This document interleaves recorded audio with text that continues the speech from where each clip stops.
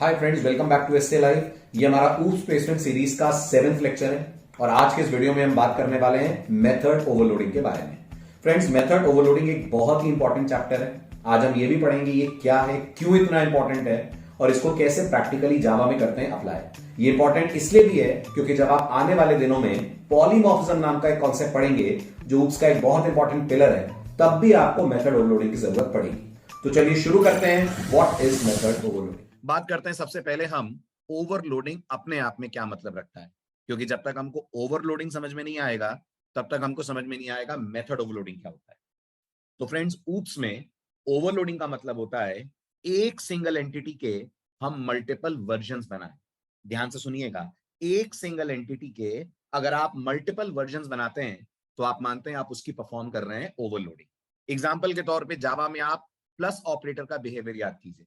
आप plus operator को अगर कहते हैं 10 + 20 तो प्लस ऑपरेटर आपको 30 देता है, राइट।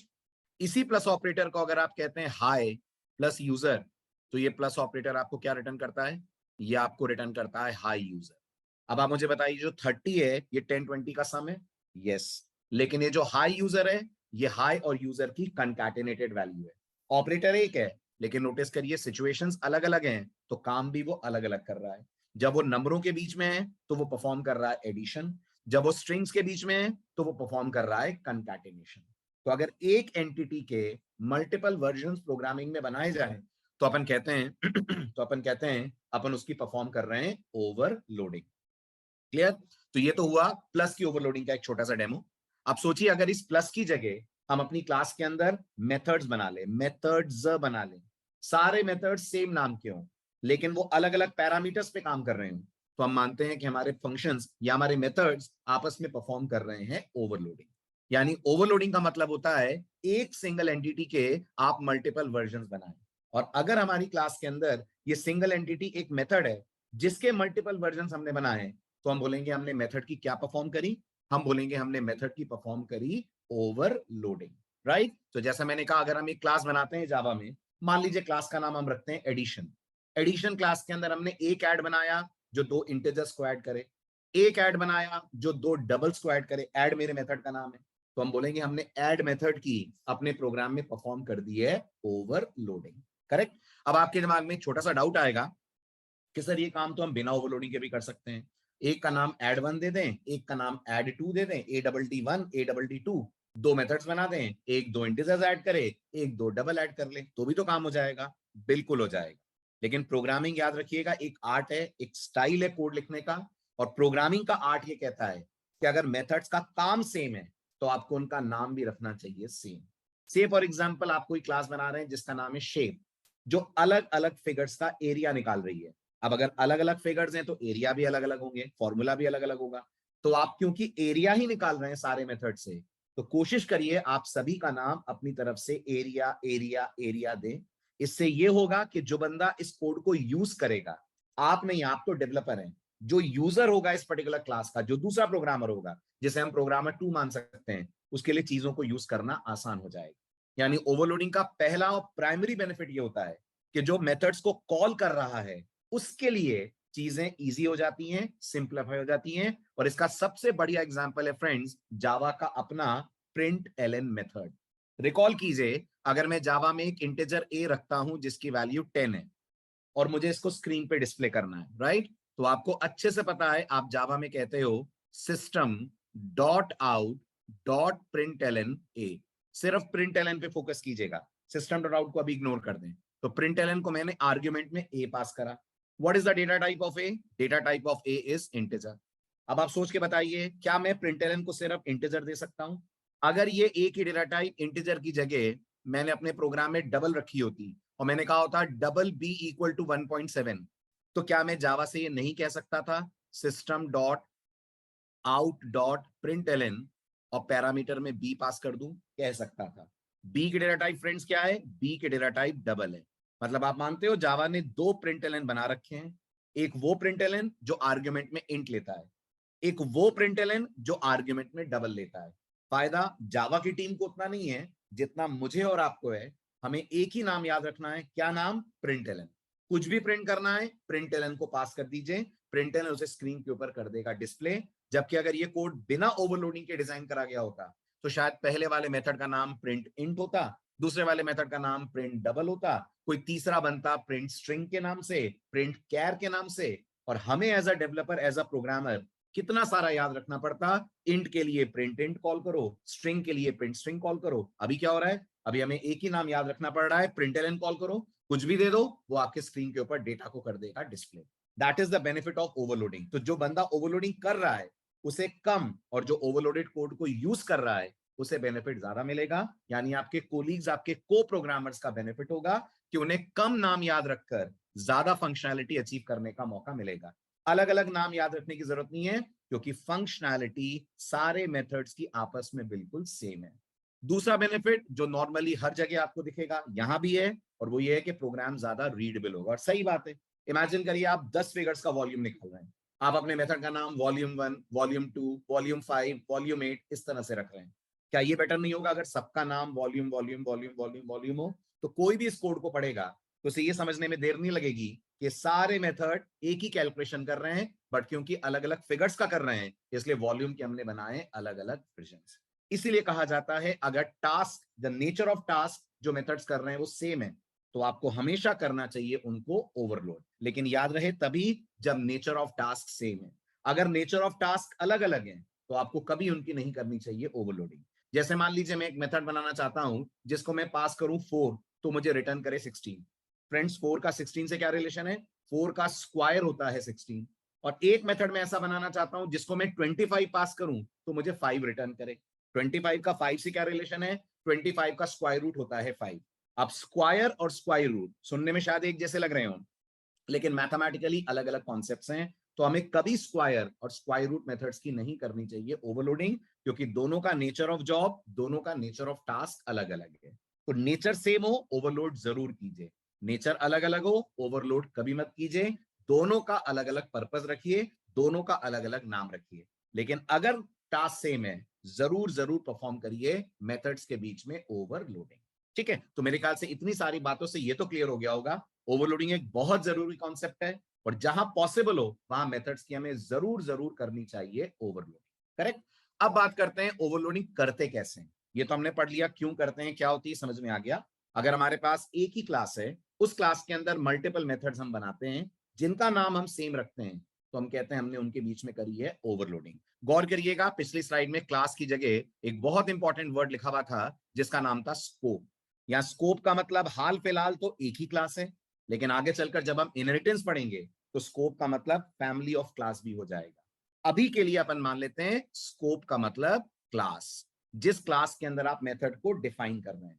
तो अगर हमारे पास एक ही क्लास है, उसमें एक ही मेथड के मल्टीपल वर्जन है, नाम सेम आर्गुमेंट डिफरेंट, तो हम बोलेंगे हम मेथड की परफॉर्म कर रहे हैं ओवरलोडिंग। राइट। अब बात आती है ओवरलोडिंग करी कैसे जाती है जावा में। तो फ्रेंड्स जावा कहती है अगर आप मेथड्स को ओवरलोड कर रहे हैं तो हर हाल में आपको 3 में से कोई एक काम करना पड़ेगा। 3 में से कोई एक काम करना पड़ेगा। या तो आपने मेथड्स का नाम सेम रखा है अगर, तो आप उनके आर्ग्यूमेंट्स यानी पैरामीटर्स डिफरेंट कर। एक मेथड ऐसा हो जो इंटीजर्स पे काम कर रहा हो, एक ऐसा हो जो डबल पे काम कर रहा हो, नाम दोनों मेथड्स का आपने रख दिया सेम। तो ये हो गई overloading on the basis of types of parameter और आर्ग्यूमेंट। दूसरी पॉसिबिलिटी है अगर मेथड्स के पैरामीटर सेम है, टाइप सेम है, तो आप नंबर ऑफ आर्ग्यूमेंट्स अलग कर सकते हैं। टाइप्स अगर सेम हो रही है तो नंबर ऑफ आर्ग्यूमेंट अलग कर दीजिए, उससे भी पहचाना जाएगा कि आप मेथड को कर रहे हैं ओवरलोड। से फॉर एग्जांपल आपको स्क्वायर का एरिया निकालना है, एरिया मेथड एक आर्गुमेंट लेगा। रेक्टेंगल का एरिया निकालना है, एरिया मेथड 2 आर्गुमेंट लेगा। दोनों की आर्गुमेंट टाइप इंट होगी, लेकिन एक में एक आर्गुमेंट होगा, एक में 2 आर्गुमेंट होंगे। जावा कंपाइलर पहचान लेगा कौन से कॉल पे कौन से वाले एरिया को हमें रन करना है। और अगर कुछ भी ना पॉसिबल हो, ना टाइप ना नंबर, तो आखिरी ऑप्शन जो बचता है वो ये कि आप ऑर्डर ऑफ पैरामीटर्स को अलग कर सकते हैं। अब ये पूरी थ्योरी में आपको प्रैक्टिकली सिस्टम पे करके दिखाता हूं, वहां से आपको ज्यादा अप्रोचेबल लगेगा ओवरलोडिंग को समझना। तो इमेजिन करिए हम एडिशन नाम की एक क्लास बना रहे हैं। ये भी इमेजिन करिए हमें एडिशन के अंदर एक मेथड बनाना है जो 2 इंटीजर्स ले और हमें उनका सम रिटर्न करे। सिंपल है, 2 इंटीजर्स ले उनका सम रिटर्न करे।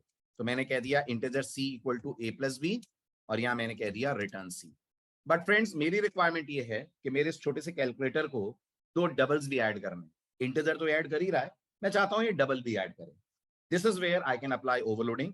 तो मैं बोलूंगा public double followed by add, parameter type एक की हो जाएगी डबल आई, दूसरे की हो जाएगी डबल जे, अंदर मैं कह दूंगा double k is equals to i plus j, और यहां मैं लिख दूंगा रिटर्न के। करेक्ट, यहां मैं कर दूंगा रिटर्न के, वैल्यू मेरी हो जाएगी यहां से अपने आप में रिटर्न। राइट, तो हमारे पास कितने मेथड हो गए ऐड के नाम से? हमारे पास ऐड के नाम से दो मेथड हो गए, एक दो इंटीजर लेकर उसका सम रिटर्न कर रहा है, एक दो डबल लेकर उसका सम रिटर्न कर रहा है। और हम एक और बना देते हैं ऐड, जो सुनने में ऐड है लेकिन है एक्चुअल में वो कंकैटिनेट करने वाला मेथड। राइट, ये पैरामीटर में एक स्ट्रिंग लेगा s1, दूसरी स्ट्रिंग लेगा s2, और ये हमें रिटर्न करके दे देगा s1 प्लस s2। इसको भी मैं थोड़ा सा मल्टीपल लाइन्स में बना दूं ताकि आपको समझने में आसानी हो। तो स्ट्रिंग s3 ले लेते हैं, s3 में स्टोर कर लेते हैं s1 प्लस s2, और यहां से रिटर्न करवा देते हैं अपन s3। Simple enough, right. अब हमारे पास कितने मेथड है? हमारे पास तीन मेथड है। इसको भी चलिए मैं ट्रिपल लाइन पे कर देता हूं। वैसे कोई जरूरत नहीं है कि इसके लिए तीन लाइन खर्च करी जाए, ये सारे मेथड्स एक ही लाइन में कोड करे जा सकते हैं। राइट, तो अब ये इंटीजर्स को ऐड करके उनका सम रिटर्न करेगा, ये डबल को ऐड करके उनका सम रिटर्न करेगा, ये स्ट्रिंग्स को ऐड करके उनका सम रिटर्न करेगा। मेथड कितने बने? तीन बने। लेकिन अब नोटिस करिए, जब हम ड्राइवर क्लास बनाएंगे, आई होप आपने पिछले वीडियोस देखे हो, ड्राइवर क्लास वो है जहां हम मेन मेथड बनाते हैं। तो अब जब हम ड्राइवर क्लास बनाएंगे और हम एडिशन क्लास का बनाएंगे object by writing addition obj equal to new addition. तो फ्रेंड्स, अब हमें ये सोचने की जरूरत नहीं है कि ऐड करने के लिए मेथड का नाम क्या देना है, सभी मेथड्स का नाम ऐड है। हमको सिर्फ ये कहना है sum of 10 and 20 is plus obj dot add, यहां पास कर दिया हमने 10 20। जावा कंपाइलर क्या करेगा? जावा कंपाइलर चेक करेगा ऐसा कौन सा ऐड है जो पैरामीटर में दो इंटीजर्स ले रहा हो। तो जब वो एडिशन क्लास में आकर ऐड को ढूंढेगा तो उसको ये पहला वाला मैचिंग वर्जन मिलेगा, नाम ऐड है, पैरामीटर दो इंट है, तो ये 10 20 के लिए चलना चाहिए। इसी तरह से एक एसओपी हम लोग और लेते हैं, राइट, और एक एसओपी का कॉल मैं और देता हूं। यहां मैं कह दूंगा सम ऑफ 10.5 एंड 20.6। अब की बार मैं क्या पास कर रहा हूं फ्रेंड्स? अब की बार मैं पास कर रहा हूं दो डबल्स, एक 10.5 एक 20.6। अब जावा क्या ढूंढेगी? अब जावा ढूंढेगी एक ऐसा ऐड जो पैरामीटर में दो डबल टाइप की वैल्यूज लेता हो। क्या इस लिस्ट में ऐसा ऐड दिख रहा है? बिल्कुल दिख रहा है। ये सेकंड वाला ऐड है जो पैरामीटर में दो डबल लेगा और मुझे उन दोनों डबल का सम करके रिटर्न करके दे देगा। And what is the third one? Third one पे मैं पास करता हूं, rather than saying sum, I'll say concatenation. Concatenation of good, right, and morning. Good और मॉर्निंग को कंकैटिनेट कर दें तो क्या बन जाएगा? बन जाएगा the string good morning. So this is good, this is morning, and my code will give me a concatenated string that will be good morning. तो अब आप नोटिस करिए, जावा विल इजीली रिलेट कि ये जो गुड हम पास कर रहे हैं ये जाना चाहिए उस ऐड में जिसके पैरामीटर स्ट्रिंग हो। तो S1 में आ जाएगा गुड, S2 में आ जाएगा मॉर्निंग, और जो हमें रिजल्टेंट आंसर मिलेगा that will get as good morning. तो अगर मैं इस पीस ऑफ कोड को रन करता हूं तो मुझे तीनों ऐड का रिजल्ट मिल जाएगा, जबकि नाम नोटिस करिए मुझे एक ही याद रखना पड़ा, और वो एक नाम क्या है? वो एक नाम है ऐड। चेक करिए, I am getting the result for all three. Sum of 10 20 is 30, वो इंटीजर वाला ऐड चल रहा है। सम ऑफ 10.5 एंड 20.6 इज 31.1, ये डबल वाला चल रहा है, और ये चल रहा है स्ट्रिंग वाला। अच्छा, ये ओवरलोडिंग किस बेस पर हुई फ्रेंड्स? ये ओवरलोडिंग हुई on the basis of types of argument. ठीक है, अब इमेजिन करिए एक सिनेरियो और है। मैं चाहता हूं एक ऐड में ऐसा बनाऊं जो दो इंटीजर ऐड करे, एक ऐड में ऐसा बनाऊं जो तीन इंटीजर ऐड करे, एक ऐड में ऐसा बनाऊं जो चार इंटीजर्स ऐड करे। दो इंटीजर भी पास कर सकूं, तीन भी पास कर सकूं, चार भी पास कर सकूं। तो मुझे क्या करना चाहिए? तो मुझे इसी ऐड के बनाने चाहिए दो और version. Let me copy this code, paste it here, और अब की बार मैं यहां पर लिखूंगा int a comma int b comma int c. अंदर क्या हो जाएगा? अंदर I will say int d, d equal to a plus b plus c, है ना। और यहाँ पे हम रिटर्न किसको कर देंगे? रिटर्न कर देंगे डी को। और मैंने आपसे क्या कहा? मुझे एक ऐड और चाहिए। वो क्या करना चाहिए? वो तीन की जगह चार इंटीजर्स लेकर उनका मेरे को सम रिटर्न कर। तो यहाँ मैंने कॉपी करा इसको, ये हो गया ए बी सी, और ये हो गया हमारा डी, ये हो गया हमारा integer let's say E, E is equals to a plus b plus c plus d, a plus b plus c plus d, और यहां हम रिटर्न कर देंगे E। अब क्या हो रहा है, क्या अब हम नंबर ऑफ पैरामीटर्स पे ओवरलोड कर रहे हैं? यस। अब टाइप पे नहीं कर रहे हैं, अब हम नंबर पे कर रहे हैं। एक ऐड 2 इंट ले रहा है, दूसरा ऐड भी इंट ही ले रहा है लेकिन नंबर ऑफ पैरामीटर 3 है, तीसरा ऐड भी इंट ही ले रहा है लेकिन नंबर ऑफ पैरामीटर्स 4 है। होगा क्या, अब जब हम यहां से कॉल करेंगे, let me remove these lines. Okay, अब जब हम यहां से कॉल करेंगे और हम जावा को बोलेंगे 10 20 के साथ हमें 30 का भी सम दिखाओ, तो सम ऑफ 10, 20 एंड 30, यहां पे हम क्या पास कर देंगे 10 20 30। और जब हम तीसरा वाला ऐड चलाने को बोलेंगे तो हम बोलेंगे सम ऑफ 10, 20, 30 एंड 40, 10, 20, 30 एंड 40, हमें इनका सम दिखाओ। तो यहां हम क्या पास कर देंगे 10, 20, 30 और 40। तो हमें क्या मिल जाएगा, हमें इन चारों का सम मिल जाएगा। और चलने के लिए, याद रखने के लिए हमें एक ही नाम याद रखना पड़ेगा, दैट इज ऐड।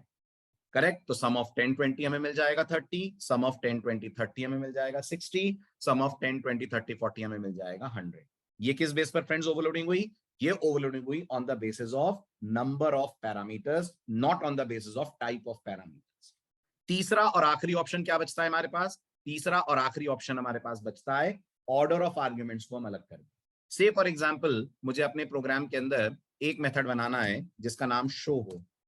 ओके, जिसका नाम शो हो, जो पैरामीटर में एक इंटीजर और एक स्ट्रिंग ले, राइट, इंट ए और स्ट्रिंग एस, और क्या करे, कुछ नहीं, बस इनको डिस्प्ले कर दे। तो स्क्रीन पे दिखा दे a is equals to plus a, और एक और system dot dot println s is equals to plus s. बल्कि मैं इसको थोड़ा रीजनेबल नाम दे देता हूं, इसका नाम है एज और इसका नाम है फ्रेंड्स नेम। ठीक, यहां मैंने कह दिया age is equals to a, age, और name is equals to name. ये एक मैंने मेथड बनाया जो पैरामीटर में स्ट्रिंग और इंटीजर का ऑर्डर ले रहा है, इंट एंड स्ट्रिंग। अब मैं एक और शो बनाता हूं। ठीक, वो शो क्या करेगा, वो शो मुझसे पैरामीटर के अंदर यहां भी 2 आर्गुमेंट्स लेगा, लेकिन क्या होंगे वो 2 आर्गुमेंट? वो 2 आर्गुमेंट होंगे स्ट्रिंग और इंट। तो अब मैंने क्या करा, अब मैंने ऑर्डर ऑफ आर्गुमेंट्स चेंज कर दिया। ऑर्डर ऑफ आर्गुमेंट चेंज करने का मतलब, अगर मैं पहला इंट दूसरा स्ट्रिंग पास करूंगा तो जावा इस शो को चलाएगी, पहला स्ट्रिंग दूसरा इंट पास करूंगा, जावा इस सेकंड वाले शो को करेगी एग्जीक्यूट। करेक्ट। और यहां पे मैं ऑर्डर भी थोड़ा सा आउटपुट का बदल देता हूं ताकि हमें पता लग जाए कब कौन सा शो हम लोग कर रहे हैं कॉल। ठीक है, अब आते हैं हम लोग इस ड्राइवर क्लास में। वैसे तो क्लास का नाम यूज एडिशन का मतलब नहीं है ना, क्योंकि हम ऐड वगैरह कुछ नहीं कर रहे हैं, but just for the purpose of demo, imagine करिए मैंने पास करा 21, सुमित, तो क्या कॉल होगा? वो वाला शो कॉल होगा जो पैरामीटर में पहले इंट और फिर स्ट्रिंग ले रहा है। और अगर मैंने कहा obj.show, आर्गुमेंट में मैंने पास करा दीपक, 25, तो वो वाला शो कॉल होगा जो पैरामीटर में पहले स्ट्रिंग और फिर ले रहा है इंटीजर। आउटपुट में मुझे दोनों शो का रिजल्ट दिखेगा, पहले इंट और स्ट्रिंग वाला भी और पहले स्ट्रिंग और इंट वाला। ये किस बेस पर ओवरलोडिंग हुई? ये ओवरलोडिंग हुई on the basis of order of arguments. Clear, समझ आया आपको? This is one of the most interesting feature of object oriented programming. अब आप वीडियो में मुझे कमेंट करके बताइएगा प्रिंटलन के अलावा जावा का और कौन सा मेथड है जिसके बारे में आपने सुना हो, जिसको आपने यूज करा हो और आपको लगता हो वो ओवरलोडिंग का डेमो है। Try to give answer in the comment section. मिलते हैं अगले वीडियो में ऐसे ही एक बहुत ही इंटरेस्टिंग टॉपिक के साथ। Thank you so much for all the love and support.